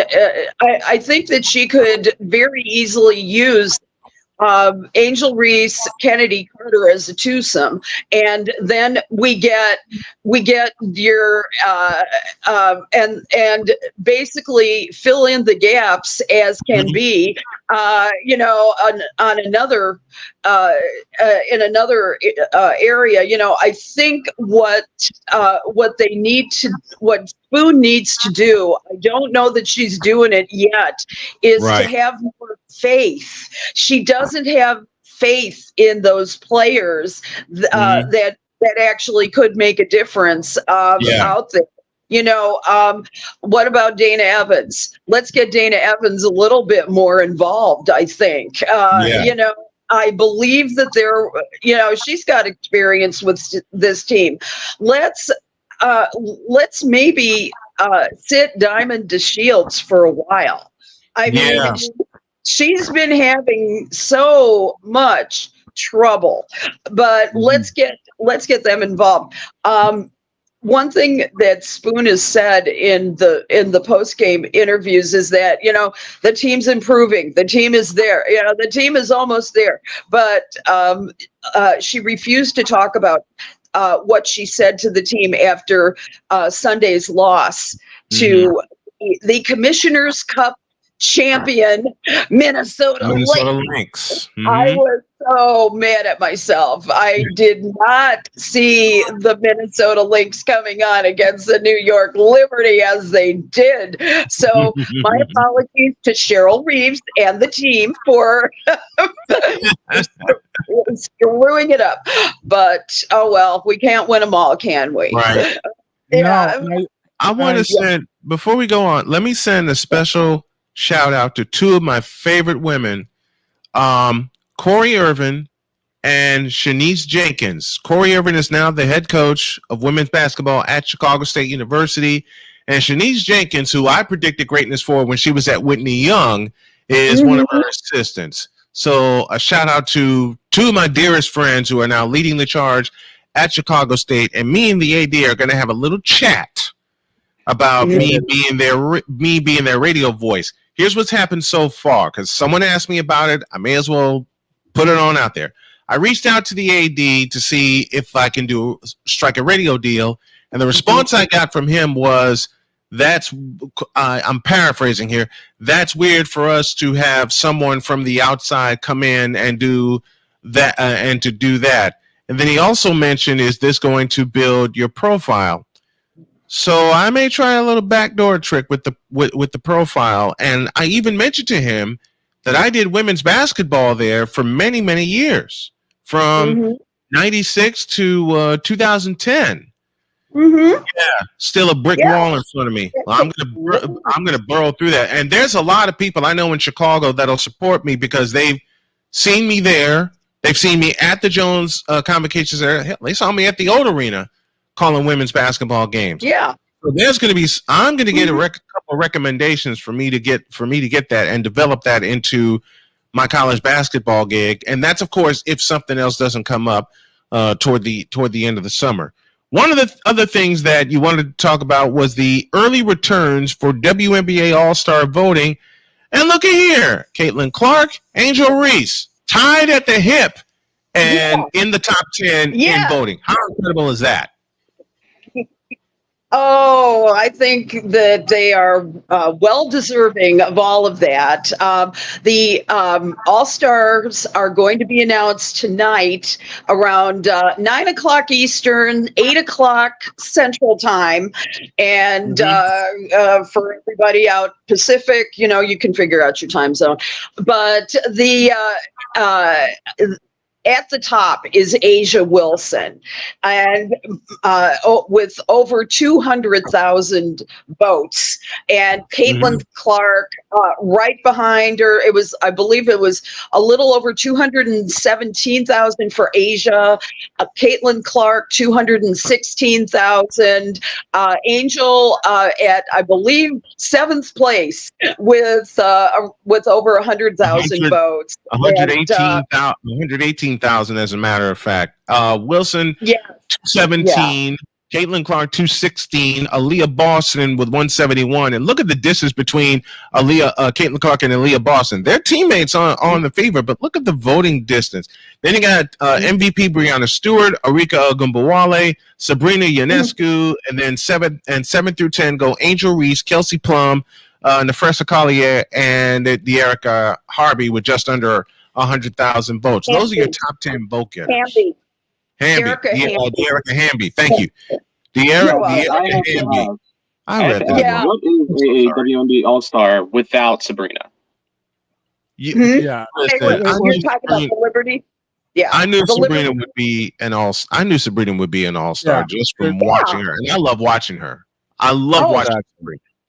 She's fabulous. I mean, look at the spark she gives the Liberty. Look at how well the Liberty is doing because of her. I mean, she stepped up to this leadership role on the team, and it's a joy to watch her. I've watched her through college, and all I'm saying is Sabrina Ionescu is the New York Liberty at this point. She is. I just love her. She's the new face of the Liberty, like Rebecca Lobo was during the league's inception. Aretha Witherspoon was. I mean, Sabrina Ionescu is the face of the Liberty. Speaking of faces, Angel Reese and the Sky go to Atlanta tonight to take on the Atlanta Dream. And this, I know it's early in the season. We haven't had the All-Star game. We haven't had the Olympic break yet. But if there's a definition of a must-win game for Chicago, this is a must-win game. And they can do it because the Atlanta Dream right now is 7-10, and it's impossible, they've faced them twice this year. They've got I believe it's I can't remember right now if they won or two or they lost two. I believe that's what the record is. But the thing is that this is a very winnable game. Ryan Howard is not going to be playing tonight. They don't have, they've got a slew of injuries. They both lost their last two games. And I believe that the game is just as critical for the Atlanta Dream as it is for the Chicago Sky. Now, you let Angel Reese do her thing. You let them go, and then I believe there's every chance that they could actually win 7 games. But But here's the deal: is that they've got to put up a defense. There is no defense out there. Ever since Elizabeth Williams went down, there is no defense. Right. And I want to see them actually figure out how to defend. And I don't think that they've got an answer yet. No. I am stumped as to how this is going to happen. Yeah. You know? Now my thing with Chicago is, how long is it going to take them to find their identity? That's a great question, because just when it seems like they're putting it all together, a team comes around and breaks it apart, whether it be Indiana, whether it be Las Vegas, and they just tear them apart. You know, the losses for the Sky, save a couple against Indiana, they have been games where they have been torn to pieces. And Allison, you mentioned it best. They've been torn to pieces defensively, and they have yet to find that identity yet. Right. They don't. And that's why I'm suggesting, politely and gently, that they start building the team around the two good producers on that team, Kennedy Carter and Angel Reese, and get the job done. You know? Right. And this is not too early to make a trade for defense. I don't know what they do, but they could. But if they could bring in somebody, that would be the best thing that they could possibly do. I mean, the trade deadline isn't until August, but in order to make this run, I mean, I can't even think of who's available right now, but they need to get a defensive start at least, and bring in a ringer while Elizabeth Williams is out for the season. They didn't have any other center, so Brittany Griner. Here's the thing, Brittany. I just had a thought. Bear with me on it. If Brittany Griner has shown a little bit of vulnerability, particularly on Sunday against the Indiana Fever, who won that game pretty handily, and so. Brittany Griner only had 10 points in that game, and had a real deficit of rebounding, which is, it's strange for her. The lady is a queen, of rebounding. However, on a team like Chicago, who has no defense, this would be a hell of a monster trade if you could get Brittany over it's going to take the right package for that to happen. And speaking of packages, how about this to wrap up this package? The name Jessica Campbell should come to the mind of NHL fans, because she is the first women's coach in the NHL, and I believe Seattle is the team that has her on their bench. Yeah.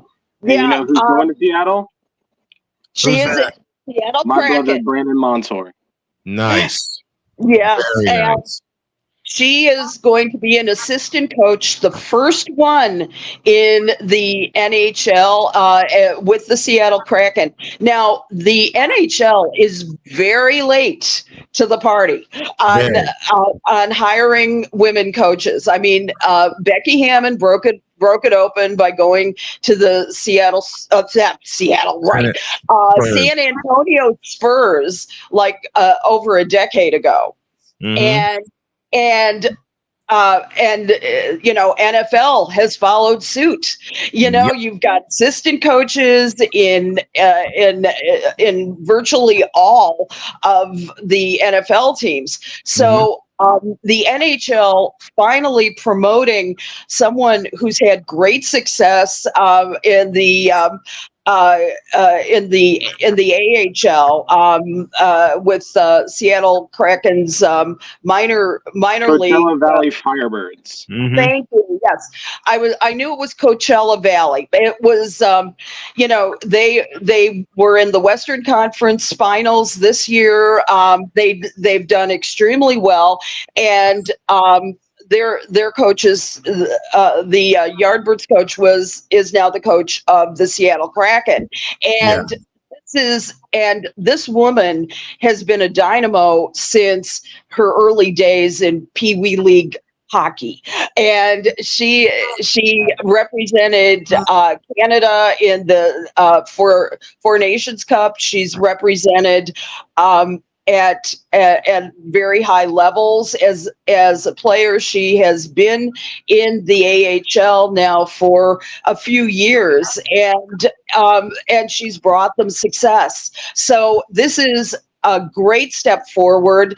God knows, I would love to see somebody like Kendall Coyne get on the Blackhawks roster as a coach. I think that would be one of the smartest moves that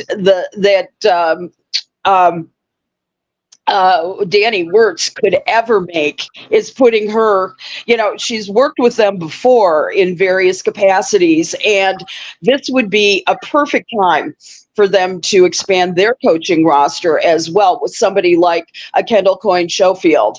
That would be the best move for the struggling Chicago Blackhawks. She could be a mentor for Connor Bedard as he moves forward in his career.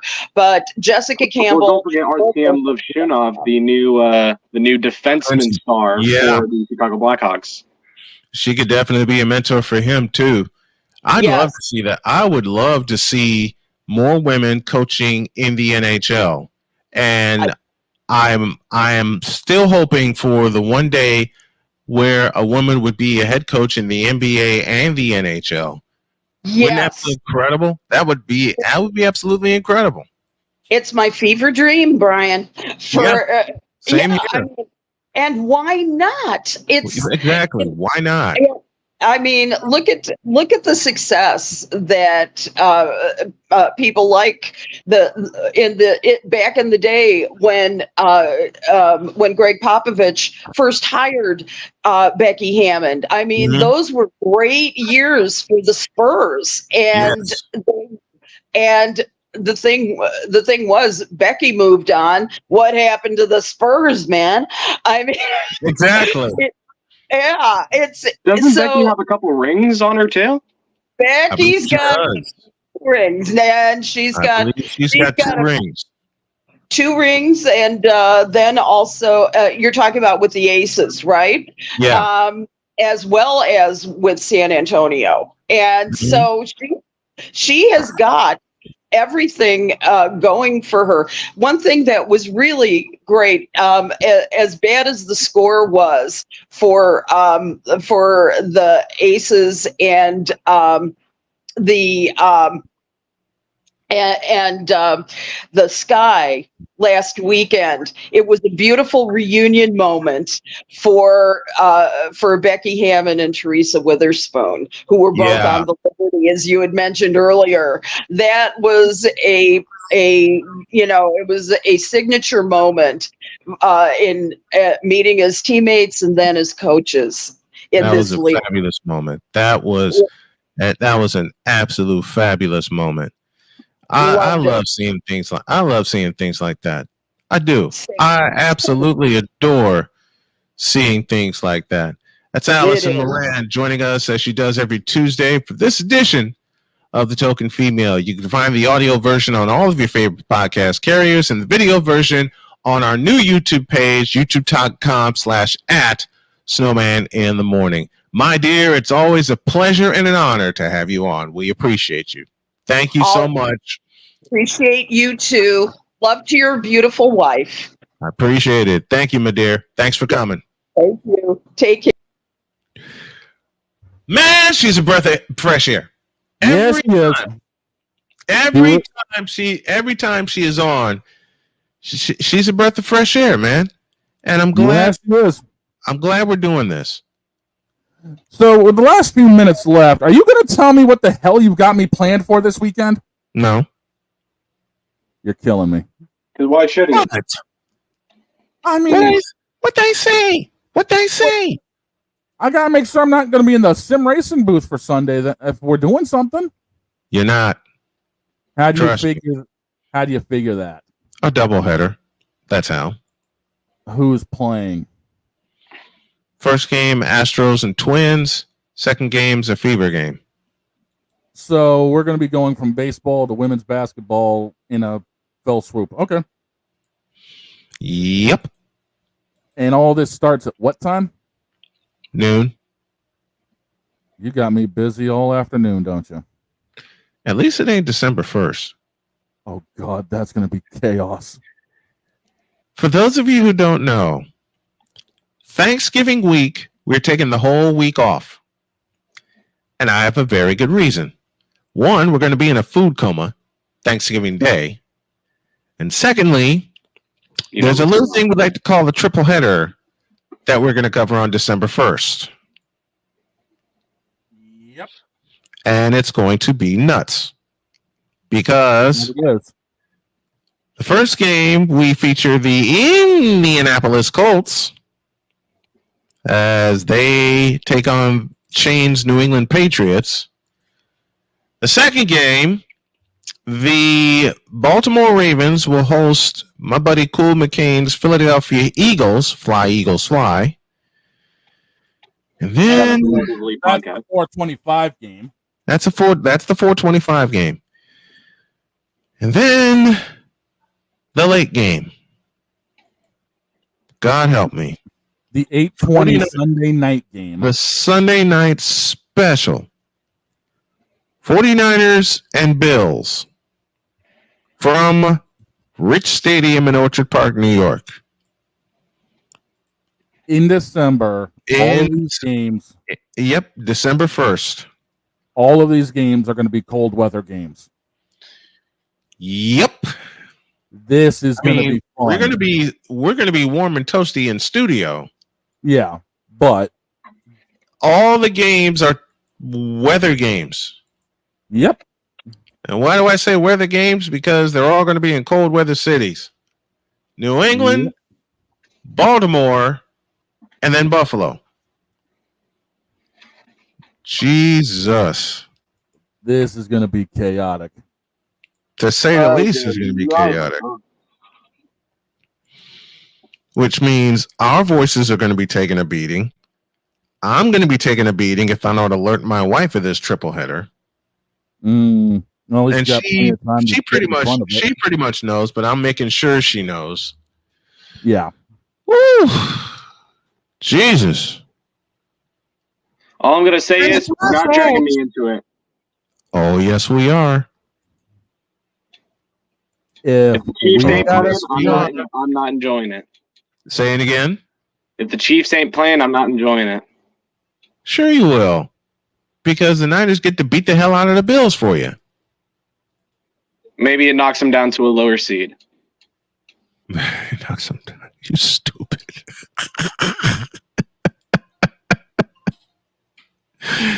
He said maybe it knocks him down to a lower seed.